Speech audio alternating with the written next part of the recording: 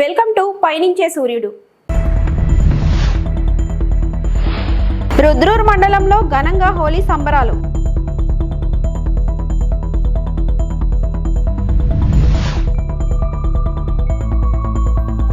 ఏపీలో ముగ్గురు ఐపీఎస్ల సస్పెన్షన్ పొడిగింపు.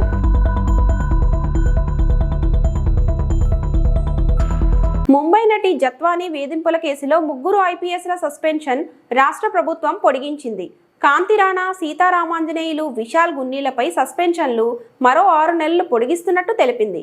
రివ్యూ కమిటీ సిఫార్సు తర్వాత సెప్టెంబర్ 25 వరకు వారిపై సస్పెన్షన్లు అమల్లో ఉంటుందని పేర్కొంది. వీరి నిబంధనలు ఉల్లంఘించారనే అభియోగాలు ఉన్నాయి.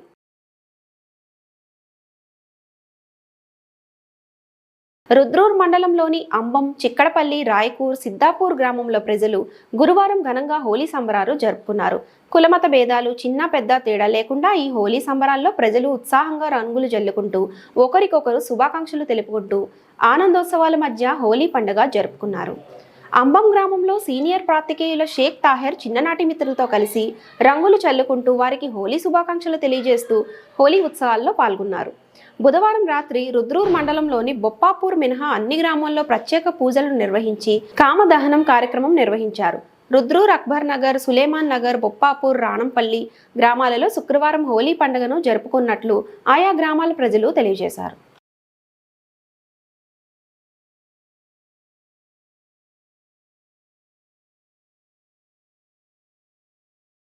పసుపు రైతులను ఆదుకోవాలని డిమాండ్ చేసిన డాక్టర్ తులసిరెడ్డి.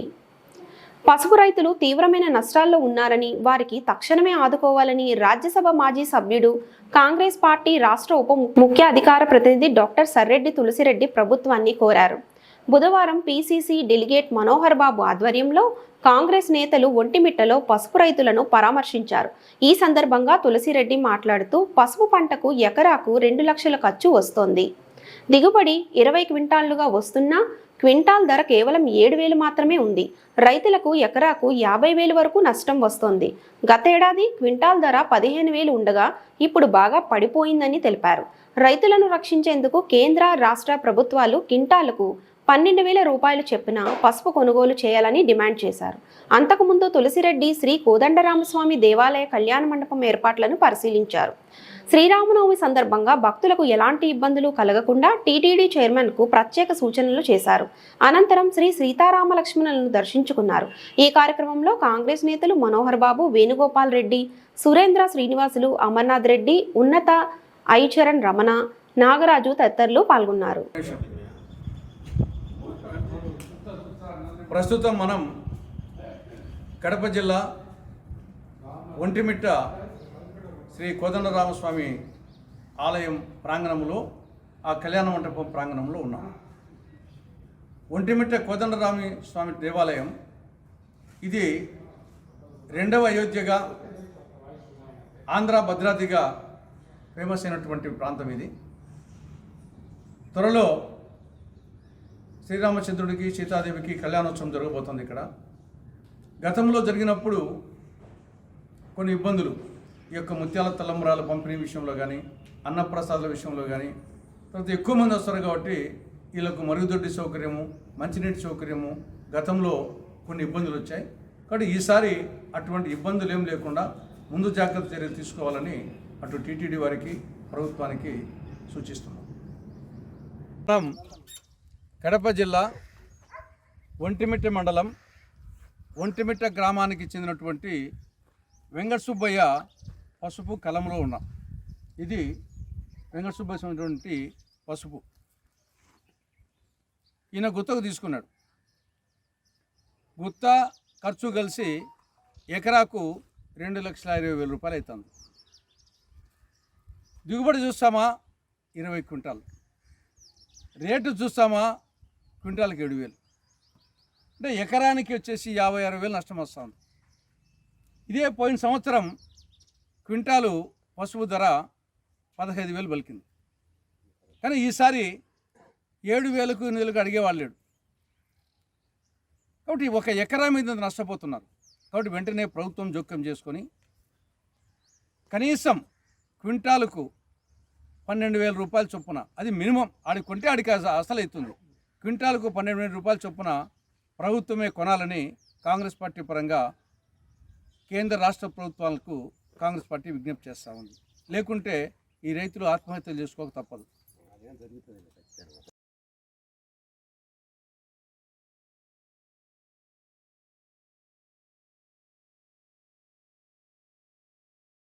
కడప జిల్లా కాశీనాయన జ్యోతి క్షేత్రంలో కట్టడాల కూల్చివేతపై స్పందించిన మంత్రి నారా లోకేష్. వెంటనే ఆలయానికి రాష్ట్ర ఖాదీ గ్రామీణ పరిశ్రమల బోర్డు చైర్మన్ కేకే చౌదరిని పంపించి ఫోన్లో ఆలయ అర్చకులతో మాట్లాడిన మంత్రి నారా లోకేష్. ఆలయ ప్రధాన అర్చకులు జీరయ్యతో ఫోన్లో మాట్లాడి జరిగిన తప్పుపై క్షమాపణలు కోరిన మంత్రి లోకేష్. కూల్చిన కట్టడాలపై ఆరా తీసి తగిన చర్యలు తీసుకుంటామని హామీ. కూల్చిన కట్టడాలు సొంత నిధులతో ఏర్పాటు చేపిస్తానని చెప్పిన మంత్రి నారా లోకేష్. నిలిచిపోయిన బస్ సౌకర్యాన్ని స్పెషల్ ఆర్డర్ ఇస్తామని చెప్పిన లోకేష్.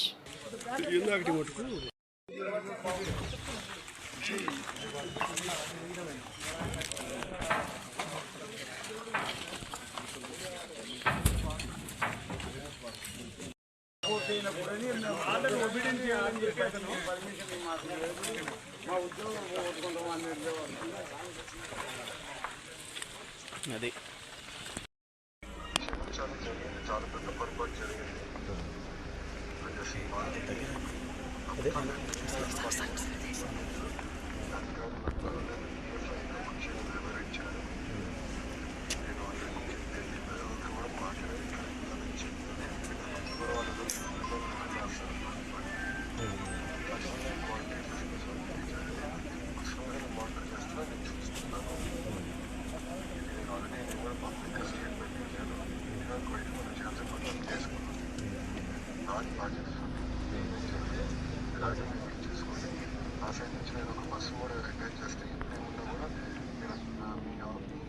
అదే సార్, బస్సు ఆగస్టు నుంచి ఆగింది సార్. అది బస్సు ఆగస్టు నుంచి ఆపినారు సార్.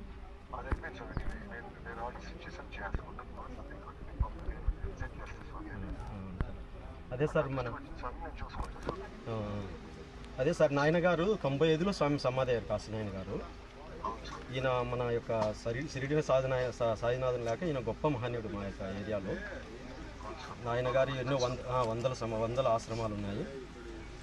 నాయన గారు వచ్చిన తర్వాతనే ఈ అన్నదానం అనేటువంటిది తెలిపాడు. ఫస్ట్ తాతగారికి కూడా ఆ యొక్క తిరుపతిలో అన్నదానం చేయమని కూడా నాయన గారు చెప్పడమే అది. ఎందుకంటే స్వామి ఆయన ఈ యొక్క హైదరాబాద్ కానీ ఈ మొత్తం ఈ రాయలసీమ ఈ తెలంగాణ ఎన్ని ఏరియాలన్నీ బాగా తిరుగుతుండేవాడు ఆయన. కాబట్టి స్వామివారికి నాయనగారు 95లో ఇక్కడ జ్యోతి క్షేత్రంలో సమాధి అయినారు. ఆ సమాధి అయినప్పటి నుంచి ఈ 4 రాష్ట్రాల్లో ఉన్నటువంటి భక్తులందరూ లక్షలాది మంది స్వామివారి దర్శనానికి వస్తూ ఉంటారు. ఆయన ఆరాధన కూడా డిసెంబర్లో జరుగుతుంది సార్. దత్తపౌర్ణమి స్వామి సమాధి అయ్యారు.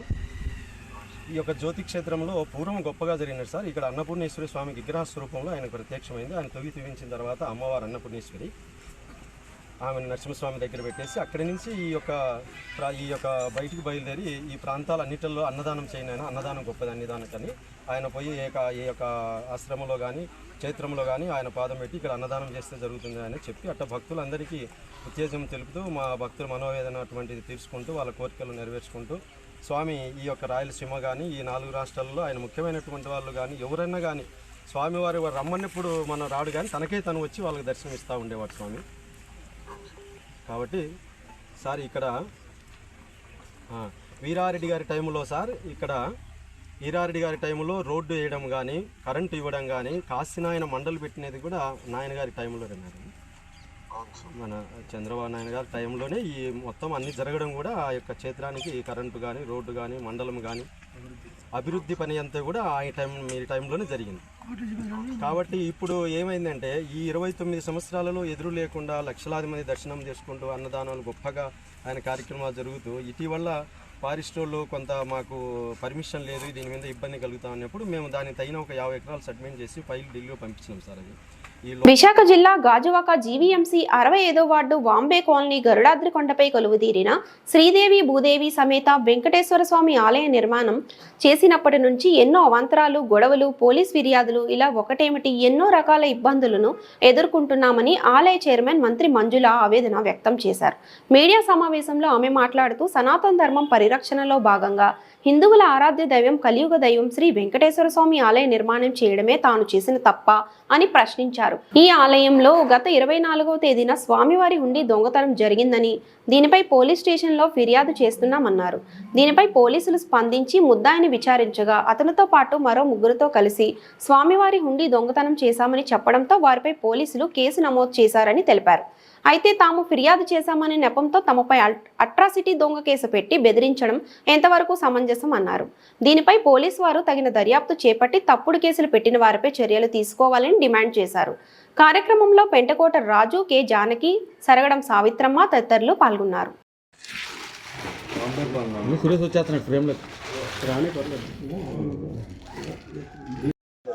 బాబు సురేష్ బాబు సురేష్ సార్ లేకండి బాబు ఫోటోలు మీరు లేదు మీద నా కుటుంబం మీద ఇలాంటి తప్పుడు కేసులు పెట్టి వేధిస్తున్న వారిపై తగు చర్యలు తీసుకుంటారని కోరుకుంటున్నాను.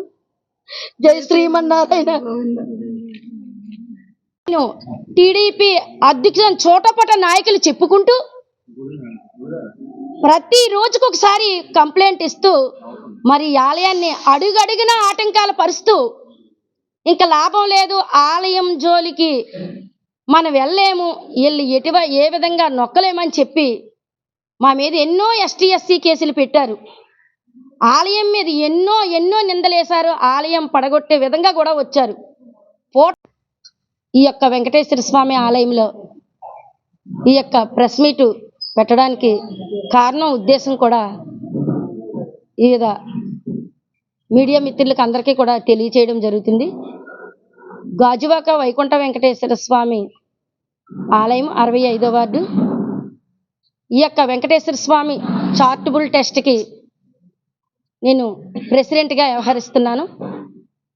అలాగే ఈ యొక్క వెంకటేశ్వర స్వామి చారిటబుల్ ట్రస్ట్ ద్వారాగా నిత్యం కూడా ఎన్నో కార్యక్రమాలు నిర్వహిస్తున్నాము.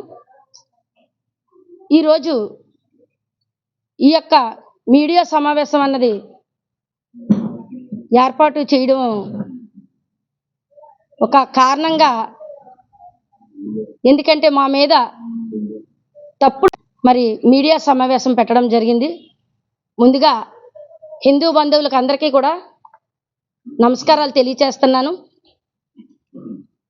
మొన్న గత 24వ తారీఖున స్వామివారి ఆలయంలో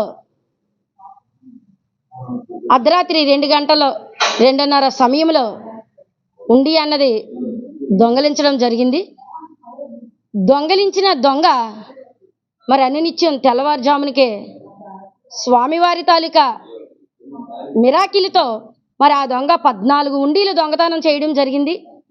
మరి 14 ఆలయాల్లో కూడా మరి తప్పించుకోవడం జరిగింది. కానీ మన వెంకటేశ్వర స్వామి ఆలయంలో ఉండి దొంగతనంలో మరి పట్టుబడిపోవడం జరిగింది. అది వెంకటేశ్వర స్వామి తాలూకా మిరాకిల్ అనుకుంటాం. ఎందుకంటే మన గొప్పతనం ఏమీ లేదు. స్వామి స్వయంభూగా వెలిచి ఎన్నో మిరాకిల్తో స్వామి మరి ఎంతోమందికి ఎన్నో తీర్చినటువంటి స్వామి. మరి అటు దొంగని పట్టుకొని మేము పోలీస్ స్టేషన్కి అప్పగించి మరి దాని మీద దర్యాప్తు చేయమన్నాం. అలా కాదండి, మీరు స్టేట్మెంట్ ఇవ్వాలి ధర్మకర్తగా అని పోలీసు వారు చెప్పడం జరిగింది. ఆ దొంగ దొరికిన దొంగ 4 పేర్లు ఇవ్వడం జరిగింది. ఆయన ఇచ్చిన పేర్ల ప్రకారంగా ఆ 4 మీద మేము ఈ యొక్క కేసు పెట్టిన తర్వాత వారి మీద దర్యాప్తు చెయ్యమని, ఇలా దొంగతనంలో 4 పేర్లు చెప్పాడని దర్యాప్తు చేయమని పోలీసు వారికి చెప్పడం జరిగింది. మరి ఆ రోజు సిపి గారికి కూడా ఫోన్ చేయడం జరిగింది. నేను ఇలాగ దొంగ పట్టుకున్నామండి, అప్పగించాము, మరి అతను 4 పేర్లు చెప్తున్నారు సార్ అంటే సిపి గారు కూడా 4 కూడా ఎంక్వైరీ చేయమని సిపి గారు కూడా చెప్పడం జరిగింది. అంటే ఎవరైతే 4 పేర్లు చెప్పాడో అందులో గాలి విజయ్ అన్న వ్యక్తి తాలూకా వారి ఇంటికి వెళ్ళి వాళ్ళ అమ్మగారిని వాళ్ళ పిన్ని గారిని మరి ఇంటికి వెళ్ళి చెప్పి ఇలాగైతే కాదు, తిరిగి వాళ్ళ మీద ఎస్టీ ఎస్సీ కేసు పెడితే మనం తప్పు ఎవరైతే దొంగతనం ఆ దొంగని తప్పించుకునే విధంగా వారి మీద నింద పడుకోకుండా మా మీద బురద జల్లే ఒక పన్నాగం మోపు చేశారు. మరి ఈ ఆలయం బెడ్ వేసిన దగ్గర నుంచి కూడా ఈ రోజు కూడా గంటకి కూడా తప్పుడు ఫిర్యాదులు ఇవ్వడం ఈ ఆలయం మీద జరుగుతూ ఉంది. లారీ డ్రైవర్ని బెదిరించి అతని వద్ద నగదు సెల్ ఫోన్లను తస్కరించిన ఘటనలో 2 నిందితులను విశాఖ జిల్లా గాజువాక క్రైమ్ పోలీసులు అరెస్ట్ చేశారు. ఈ మేరకు కేసు వివరాలను crime ADCP Mohan Rao, ACP D Laxman రావులు వెల్లడించారు. ఈ నెల 10వ తేదీ తెల్లవారుజామున 2 గంటల ప్రాంతంలో ఒరిస్సా ప్రాంతానికి చెందిన సమందు శాంతా అనే లారీ డ్రైవర్ కి గాజువాక సర్దార్ నెక్స్ట్ అపార్ట్మెంట్ కి వెళ్లే దారిలో లారీని పార్క్ చేసి ఉన్న సమయంలో పెదగంట్యాడ మండలం అప్పికొండ, మదీనాబాగ్ ప్రాంతాలకు చెందిన సాది హరికృష్ణ, గరికిన శివ అనే వ్యక్తులు లారీ డ్రైవర్ని బెదిరించి గాయపరిచి అతని వద్ద 2000 నగదు, మొబైల్ ఫోన్లను లాక్కొని పారిపోయారు. డ్రైవర్ ఫిర్యాదుతో రంగంలోకి దిగిన పోలీసులు ఎట్టకేలకు నిందితులను అరెస్ట్ చేశారు. సమావేశంలో incharge CI Dalibabu, SI Manmatharao పాల్గొన్నారు.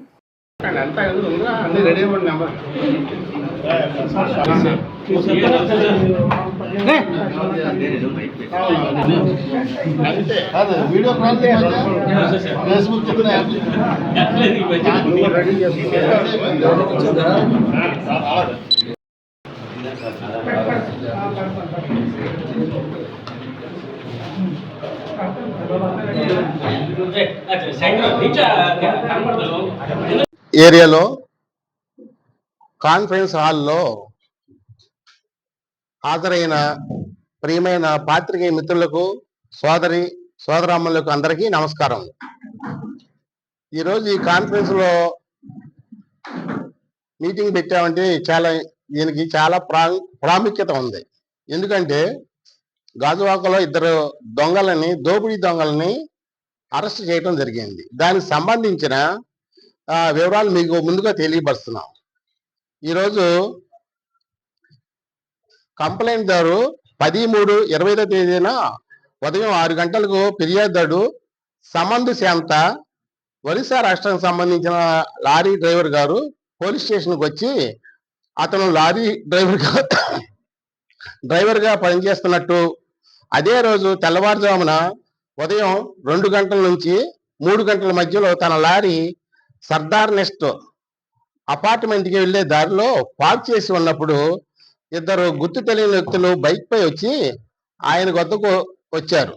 వచ్చి మొదటి వ్యక్తి ఏం చేశాడంటే రాళ్లతో లారీ అద్దాన్ని పగలగొట్టేసి, రెండో వ్యక్తి అతని కత్తితో బెదిరించి ముఖంపై పిడిగుద్దులు గుదిరించి కురిపించి బలవంతంగా లారీ డ్రైవర్ నుంచి సుమారు 2000 రూపాయలు లాక్కున్నారు. అలాగే అతనికి సంబంధించిన మొబైల్ ఫోన్ కూడా లాక్కొని దుర్గానగర్ వైపు పారిపోయారు. 2 నేరస్తులు చూస్తే కూడా గుర్తుపడతానని కూడా తెలియజేశారు. అతడి మొదటి వ్యక్తి పొడబాటి జుట్టు ఉంటుందని మరియు అతను వారిద్దరిని కూడా గుర్తించగలనని మళ్ళీ చెప్పడం జరిగింది, గుర్తిస్తానని. తర్వాత ఈ సంఘటన గురించి పోలీస్ కంట్రోల్ రూమ్ పోలీసు వారికి ఫోన్ ద్వారా కూడా 112 ద్వారా ఫిర్యాదు చేయడం జరిగింది. చోరీ సొత్తు మొత్తం కూడా సుమారు 5000 రూపాయలు సంబంధించిన పోలీసు వారు తెలుసుకోవాలని కంప్లైంట్ ఇచ్చారు. దాని మీద దర్యాప్తులో భాగంగా గాజువాక పోలీస్ స్టేషన్ పరిధిలో ఈ 2 కేసులు రిపోర్ట్ చేయడంతో Visakha city police station police commissioner గారు ఆదేశాల మేరకు శంకరభద్ర బాగ్జీ గారు, అలాగే శ్రీమతి కె లతా మాధురి గారు డీసీబీ క్రైమ్స్ వారు, అలాగే D Lakshmanarao ACP zone crimes వారు, south sub division crime incharge inspector Dalibabu garu, వాళ్ళ ఆధ్వర్యంలో ఒక ఎస్ఐ గారిని వీళ్ళందరినీ కూడా మన్మథరావు గాజువాక సిబ్బంది ఒక స్పెషల్ టీంలు ఏర్పాటు చేసి దర్యాప్తు చేయించాం. వేపాడ మండలం కొమ్మపల్లి గ్రామంలో శ్రీ గణపతి, శ్రీకృష్ణ, శ్రీ సీతారాముల ఆలయ పునఃప్రతిష్ఠ కార్యక్రమం బుధవారం, గురువారం వేద పండితుల, గ్రామ ప్రజల నడుమ పూజా కార్యక్రమాలతో ఘనంగా నిర్వహించారు. వేద పండితులు బమిడిమర్రి శ్రీనివాసరావు శర్మ సారథ్యంలో ముందుగా వినాయక పూజ, హోమాలు, మహాన్యాస శివాభిషేకం, చతుర్వేద ఆశీర్వాదములు, నీరాజనం, మంత్రపుష్పాలు, వేద స్వస్తి వంటి పూజా కార్యక్రమాలు జరిగాయి.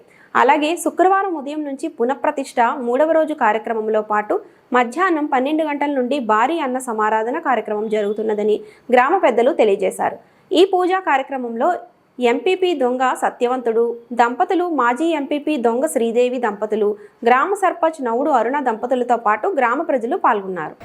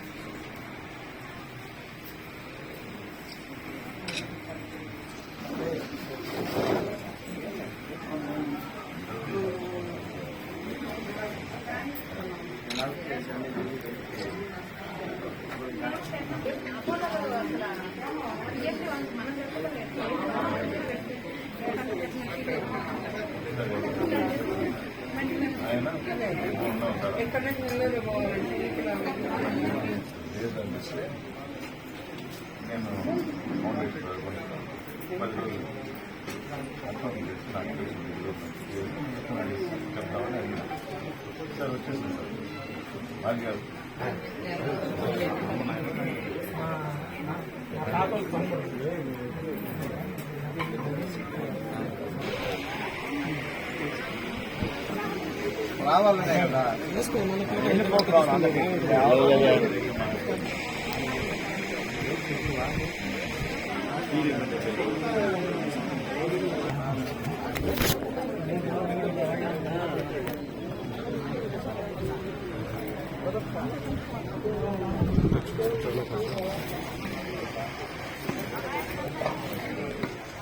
పశ్చిమ గోదావరి జిల్లా తాడేపల్లిగూడెం ఆర్టీఓ ఆఫీస్ అవినీతికి లంచగొండి వ్యవహారాలకు అడ్డాగా మారిందని పలువురు బాధితులు ఆవేదన వ్యక్తం చేస్తున్నారు. కొందరు ప్రైవేట్ ఏజెంట్లు, బ్రోకర్ల చేతిలో ఆఫీస్ నడుస్తోందని, ఏ పని కావాలన్నా ఆఫీస్కు వెళితే సిబ్బంది అక్కడక్కడ నిత్యం పైరవీలు చేసే బ్రోకర్లను పిలిచి ఫైళ్లను వారికి అప్పగించి వారికి డబ్బులు ఇవ్వండి, అంతా వారే చూసుకుంటారని, అలాగే ఉచిత సలహాలు ఇస్తారని అంటున్నారు. వారే అవినీతిని ప్రోత్సహిస్తున్నారని ఆరోపిస్తున్నారు. కొందరు ప్రైవేట్ ఏజెంట్లు, బ్రోకర్ల ద్వారా ప్రభుత్వానికి జమ చేయవలసిన నగదు కంటే అధిక మొత్తంలో వసూలు చేసి సిబ్బంది, ఏజెంట్లు పంచుకుంటూ ప్రజలను పెద్ద ఎత్తున మోసగిస్తున్నారని బాధితులు లబోదిబోమంటున్నారు. ఈ ఆఫీస్ వ్యవహారాలపై కొందరు సమాచార హక్కు చట్టం ప్రకారం వివరాలు కోరితే దానికి సరైన సమాచారం ఇవ్వకుండా దాటవేశారు.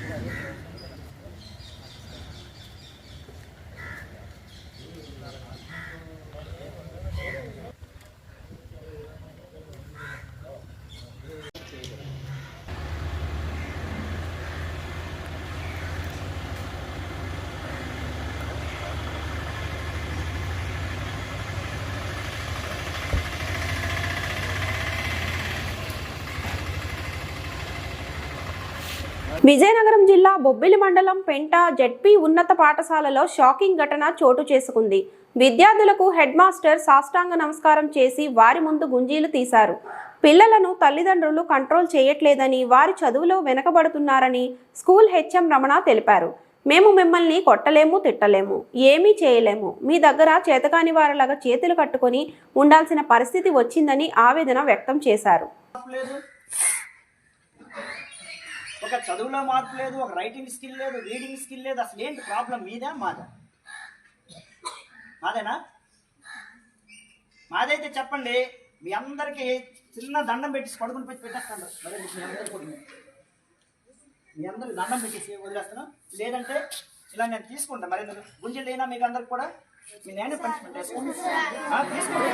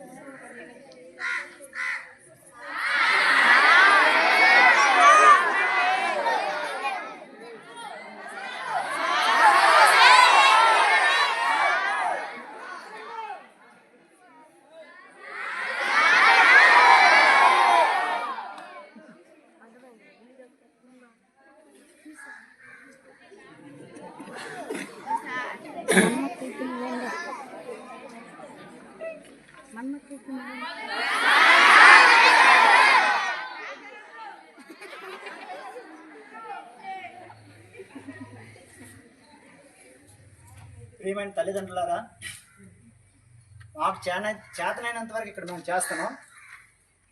మీ పిల్లల్ని మీరు కనీసం కంట్రోల్ పెట్టకపోతే మీరు స్కూల్కి పంపించడం వృధా అవుతుంది.